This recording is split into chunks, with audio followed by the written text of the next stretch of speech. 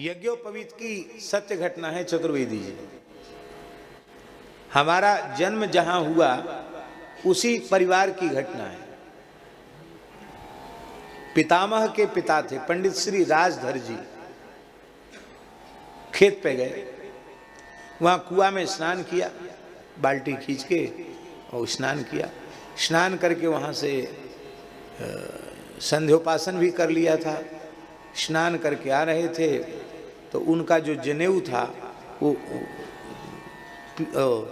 आम के पेड़ का एक ठूंठ था, उसमें कैसे अटक गया और टूट गया जनेऊ।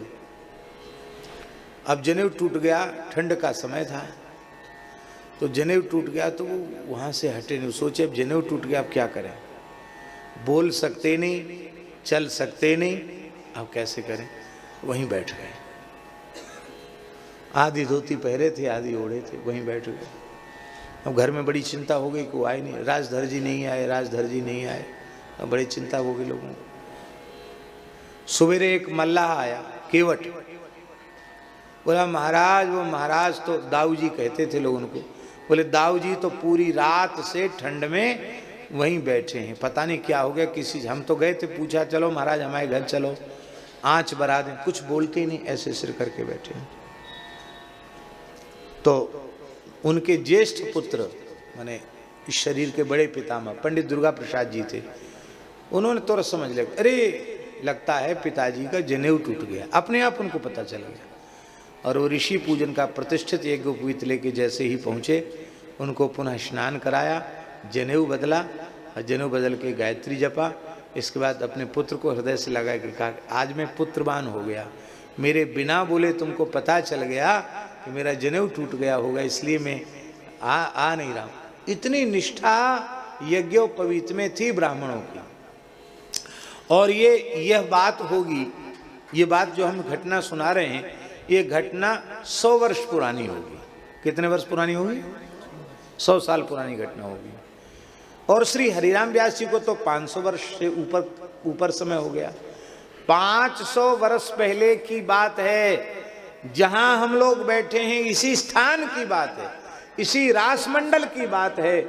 नित्य रास हो रहा था और रास में प्रिया जी ने गति ली, और उसी समय ताल आते सम आते आते उनका नूपुर टूट गया।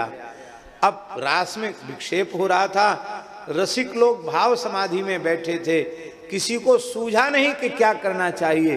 तत्काल एक क्षण में श्री हरिराम व्यास जी ने अपने यज्ञोपवीत को तोड़ करके और दूसरी ताल सम की आवे उसके पहले पहले अपने यज्ञोपवीत में नूपुर पिरो करके श्री प्रिया जी के चरण में बांध दिया।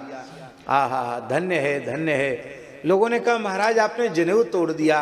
रोते हुए व्यास जी ने कहा, न जाने कितने जन्मों से इस ब्रह्मत्व को ढो रहा था, आज ये यज्ञोपवीत भी, ये यज्ञोपवीत के 9 तंतुओं के 9 देवता भी, इनको कहाँ ऐसा सौभाग्य था कि प्रिया जी के चरण कमल इनको मिलते। पर आज धन्य है, ये भी श्री जी के चरणों तक पहुंच करके धन्य हो गए। नौगुन तोरी नूपुर गुह्यो, महत सभा मधिरास के, उत्कर्ष तिलक अरुदाम को, भक्त इष्ट अति व्यास।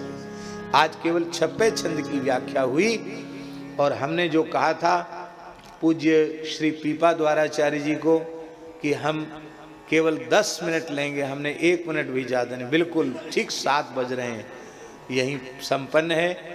अब हम लोग बड़े भाग्यशाली हैं जो निरंतर संत सेवा करते हैं। सत्संग और संत सेवा, वहाँ बहुत रमण रीति क्षेत्र में तो संत सेवा की धूम पूज्य महाराज जी ने ही मचा रखी है, और वर्ष में कितने झरा हो जाते उनकी कोई गिनती नहीं है।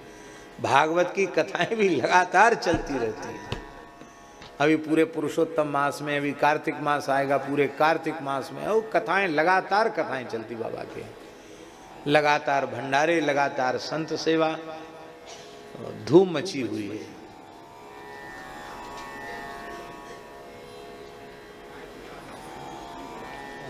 जय जय श्री राधे।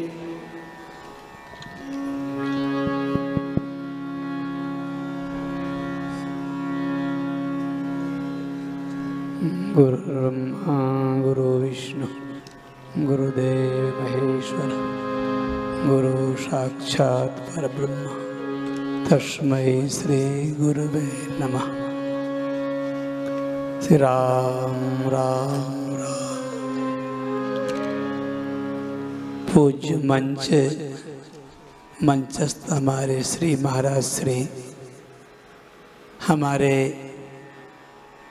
महाराज श्री इस सभा के विशिष्ट, इनकी सरलता, इनकी सहजता पर मैं हमेशा अपने मस्तक को झुकाता ही रहता हूँ।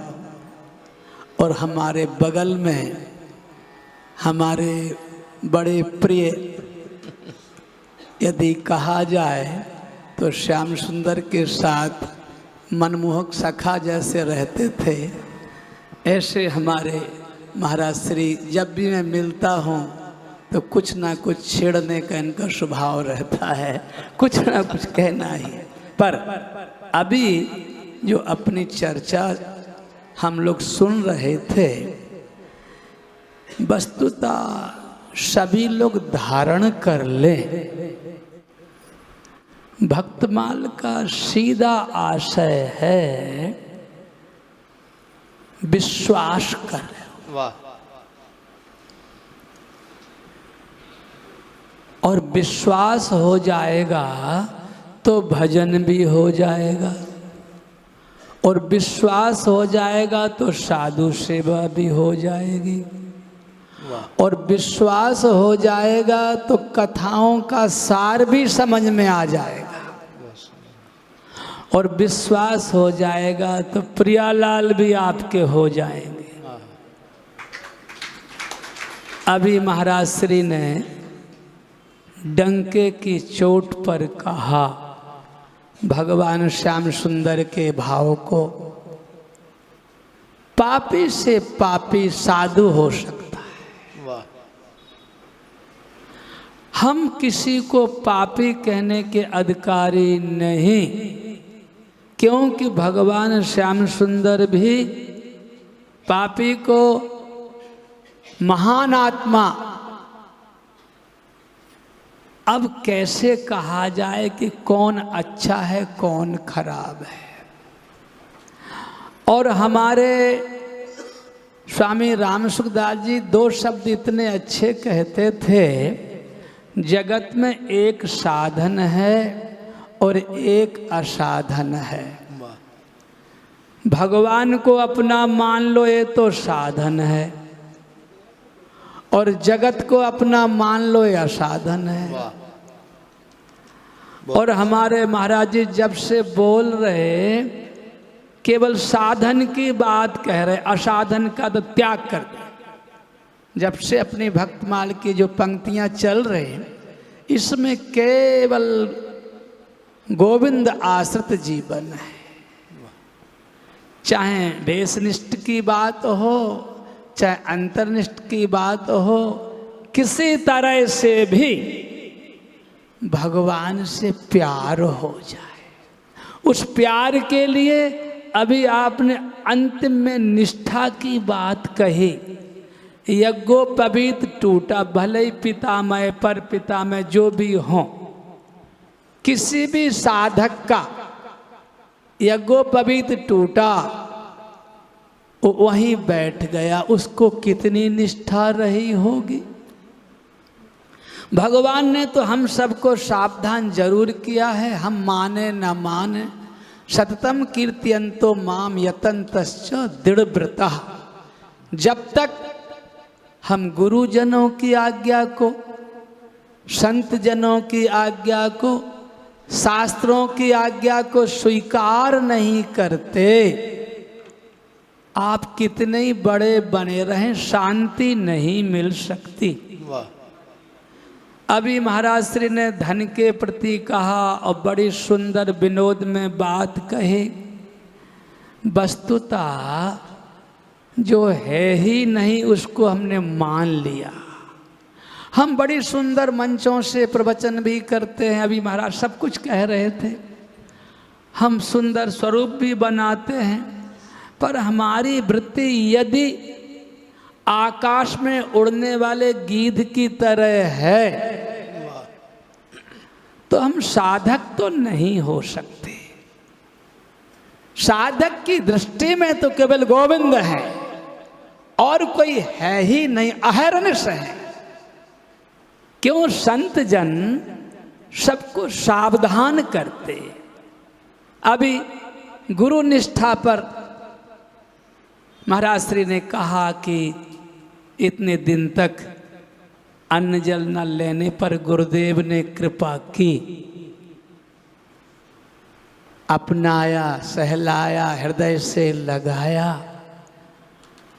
वह भावना कब मिलेगी,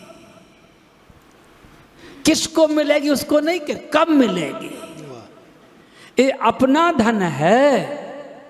हम शरीर को सजाना, महल को सजाना, संसार को सजाना बहुत अच्छी तरह से जानते हैं, पर अभी महाराज श्री ने गोविंद को सजाने की बात भी कही। कोमा में रहते हुए अंतर्वृत्ति में केवल सेवा में थे। वाह। हमारे रमण रेती में एक संत थे जो सुबह सुबह कीर्तन करते हुए परिक्रमा करते, उनका नाम झांझिया बाबा था। मैं कथा करने जा रहा था तो मुझे रास्ते में मिले सत्तोबाई के द्वार पर, और बाबा ऐसी कृपा करो अब तो प्रियाजू के नाम के अलावा और कुछ ना रह जाए। वाह। और सुबह 4 बजे जब मैं मिलने गया, उनके शिष्य ने कहा तो माला हाथ में और शरीर विराम हो चुका। ओहो। ये प्रत्यक्ष घटनाएं देखने को मिलती हैं। अभी हमारे पड़ोस में 2-4 साल पहले भगवान दास जी महाराज एक रोड पर पड़े रहते थे। 26 वर्ष तक वो और हम दोनों एक साथ उस रोड पे, हम उनको देखते थे, वो हमको देखते थे। मैं पाठ करने जा रहा, बलराम बलराम, और पाठ करना शुरू किया और सब लोग दौड़े आए। भगवान दास जी ने शरीर छोड़ दिया। केवल हरिनाम के अलावा उनके जीवन में कोई साधन नहीं था। उनको लोग पागल कहा करते थे, परंतु कैसी उनमें सहिष्णुता थी, कैसी दीक्षा थी। सर्दी हो, गर्मी हो, वर्षा हो, आकाश की ही छाया थी। 26 वर्ष तक हम सभी के चरणों में प्रणाम करके कहते हैं, परम सौभाग्य है कि हम भक्तमाल की कथा में विराजमान हैं। वैसे भागवत भी भक्तमाल ही है, पर भक्तमाल में अपने जीवन की गुत्थी खुलने की बहुत सारी उपासनाएं। बस भक्तों के चरित्र में हमारी निष्ठा हो जाए। बिन विश्वास भगत नहीं, तेहि बिन द्रवय न राम। राम कृपा बिन सपन्यु, जीव न लहे विश्राम। मैं तो सभी को हाथ जोड़ के कहता हूँ, सबके सब प्रियाजू के हैं, श्याम सुंदर के हैं, पर दीन बंधु इन संतों से सुनकर इतने पिघल जाओ, इतने सहज हो जाओ कि ये तो कह रहे हैं उन संतों की बात, हमारे जीवन में वो घटना कब घटे। जब तक ये बात घटेगी नहीं तब तक बात बनेगी भी नहीं। और एक बात और कड़ी कहना चाहता हूँ, लोग दान दे करके, पैर छू करके, माला पहना करके गिड़गिड़ा करके चाहते हैं कि हमारा कल्याण हो जाएगा। तो सावधान रहना, आपकी अंतर्वृत्ति ही आपका कल्याण है। मनस्यस्य मनुष्याणाम कारण बंधन मोक्ष। यदि हमारी मनोवृत्ति, अभी महाराज जी भक्तमाल की बात करते हुए सारी चर्चा मनोवृत्ति की हो रही है, यदि हमारी मनोवृत्ति मेरो तो गिरधर गोपाल दूसरो न कोई है, तो यमराज पीठ नहीं लगा सकते। और मनोवृत्ति में कुछ गड़बड़ है तो कितनी कंठी हो, तिलक हो, माला हो, सम्मान हो, धन धान्य हो, स्वस्थ जीवन भी हो, पर शांति तो नहीं ही मिलेगी। मैं तो आज अपने महाराज श्री को मैं प्रणाम करके कहता हूँ, इनकी सूचना गई, आना ही पड़ेगा। मुझे तो मालूम नहीं था कि क्या प्रोग्राम है। भक्तमाल की कथा का कार्ड तो था, पर उन्होंने कहा सच्चिदानंद जी ने कि आपको 5:30 बजे के बाद आना है। तो हमने कहा जरूर आना। महाराज जी के यहाँ मैं बार बार कोशिश करके आता ही हूँ। क्यों?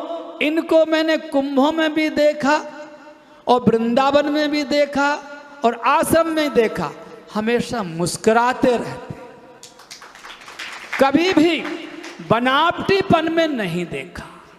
मुझे अभी महाराज ने एक बात कही, बड़े बड़े विद्वान आते तो उनको तो रास्ता दिखा देते, और फक्कड़ आते तो उनको आसन लगा देते, क्योंकि छल रहित जीवन भगवान को भी प्रिय है और भगवान के भक्तों को भी प्रिय है।